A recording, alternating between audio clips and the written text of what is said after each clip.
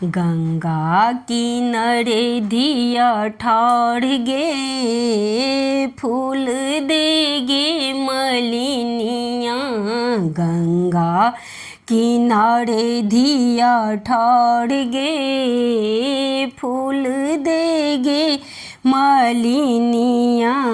काथी में लोढ़ब बेली चमेली, काथी में लोढ़ब गुलाब गे, फूल देगे मलिनिया।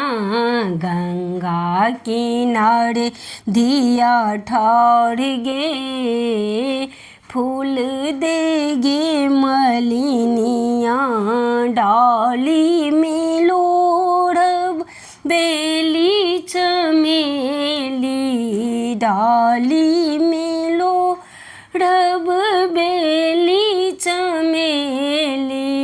खोइछा में लोढ़ब गुलाब गे, फूल देगे मलिनिया।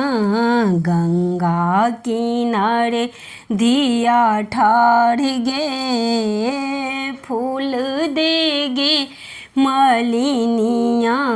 किनका चढ़ायब बेली चमेली, किनका चढ़ायब गुलाब गे, फूल देगे मलिनिया। गंगा किनारे धिया ठाड़ गे, फूल देगे मलिनिया।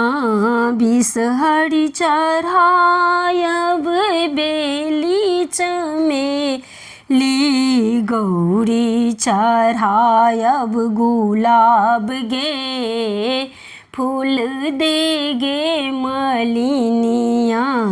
गौरी चढ़ायब गुलाब गे, फूल देगे मलिनिया। किनका से मांगब अन्न धन लक्ष्मी, किनका से मांगब अहि बात गे, फूल देगे मलिनिया।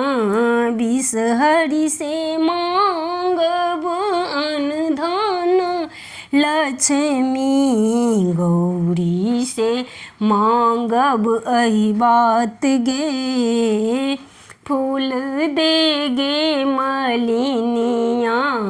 गंगा किनारे धिया ठाड़ गे, फूल देगे मलिनिया।